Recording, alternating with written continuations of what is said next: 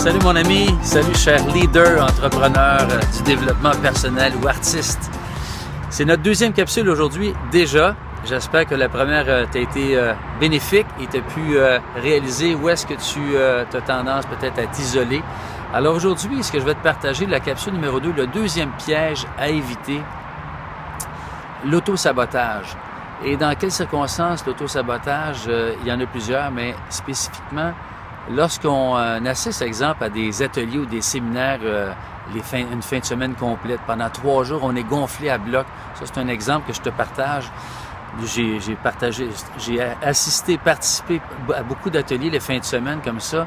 Et puis, effectivement, on est gonflé à bloc. Puis, à un moment donné, au fil de la prochaine semaine, 2 semaines après, là, ça retombe. Puis là, on se sent encore plus bas qu'on était avant le séminaire ou avant l'atelier parce que nos zones nous rattrapent, nos zones grises, nos peurs, nos résistances, nos fausses croyances. Tout nous arrive en pleine face, puis on ne sait pas toujours comment gérer ça. Alors, on a tous tendance parfois à s'auto-saboter, puis c'est presque naturel parce qu'à un moment donné, quand on entreprend un nouveau projet, une nouvelle idée créative, une idée géniale, qu'on a un projet qu'on veut vraiment amener à terme, il va venir à un moment donné qu'on n'est pas toujours sur un high. Hein? C'est certain qu'à un moment donné, il va y avoir des moments de doute, des moments de remise en question, des moments difficiles, des contraintes, des défis qui vont arriver, des épreuves. Comment on va dealer avec ça? C'est là qu'il va faire sortir de notre zone, puis se retrousser les manches et demander de l'aide aussi autour de soi, demander du support. Travailler en équipe, de demander, parce que tout seul, encore une fois, on va vite, mais ensemble, on va beaucoup plus loin. Donc, je reviens souvent sur ce phénomène, mais c'est important de sentir une espèce de solidarité avec des gens qui aussi, des entrepreneurs et aussi des artistes, parce que quand même qu'on est un auteur, exemple, on écrit un livre, oui, on fonctionne bien tout seul, mais à un moment donné, on a besoin d'aide au niveau de comment est-ce qu'on va l'éditer, comment est-ce qu'on va faire la table de matière. Il y a des trucs qui nous échappent, on n'a pas tout. Comment est-ce qu'on va le promouvoir? On a besoin de travailler en équipe. Là, je donne l'exemple de l'auteur, mais ça peut être autant dans un autre...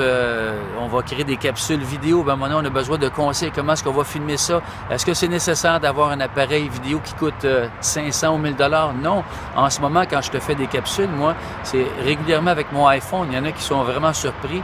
Et j'ai un logiciel qui me coûte presque rien, qui s'appelle ScreenFlow, pour aller avec le Mac. Qui est compatible avec Mac. Sinon, ceux qui sont en PC peuvent avoir accès à Movavi, qui est, je pense, très dérisoire aussi. Je pense que c'est 50 ou 60 $. Alors, tout est possible à bas coût. Encore une fois, parce qu'on demande de l'aide, parce qu'on partage, parce qu'on s'ouvre à regarder des possibilités, parce que tout seul, on n'a pas toutes les solutions. Alors, osons demander et évitons de s'auto-saboter parce que tu as sûrement un projet qui est vraiment inspirant, qui est vraiment génial.